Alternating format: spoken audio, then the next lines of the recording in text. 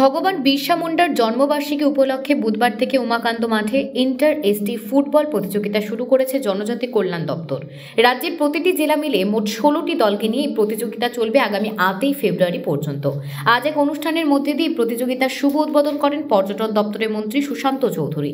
উদ্বোধনী অনুষ্ঠানে উপস্থিত ছিলেন জনজাতি কল্যাণ দপ্তরের মন্ত্রী বিকাশ দেব বর্মা, আগরতলা পৌর নিগমের মেয়র দীপক মজুমদার ও বিধায়িকা মীনারানী সরকার।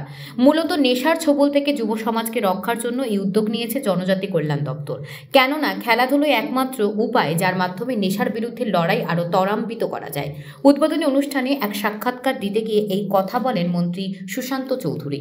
প্রত্যেকের উপস্থিতিতে এই যে টুর্নামেন্ট শুভ সূচনা হলো, আমাদের মনে কোনো সন্দেহ নেই যে খেলাধুলাই হচ্ছে একমাত্র উপায় যার মাধ্যমে আমরা নেশার বিরুদ্ধে যে যুদ্ধ সেটাকে আমরা আরও ত্বরান্বিত করতে পারি।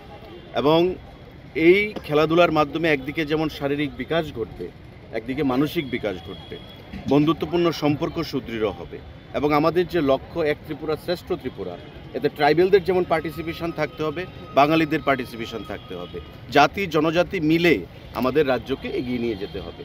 তাই নেশার কবল থেকে ছোবল থেকে যুব সমাজকে সেখানে বাঁচানোর জন্য এই প্রয়াস, যা ভূয়সী প্রশংসার দাবি রাখে।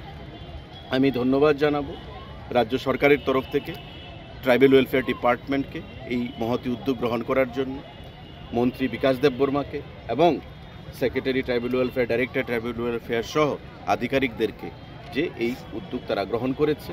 এবং 16টা টিম এখানে তারা প্রতিযোগিতায় অংশগ্রহণ করছে, ভালো খেলার উপহার দেবে এবং আগামী দিনে আমাদের যে লক্ষ্য নেশার বিরুদ্ধে যুদ্ধ ঘোষণা, সেদিকে আমরা ধীরে ধীরে বাস্তবায়িত।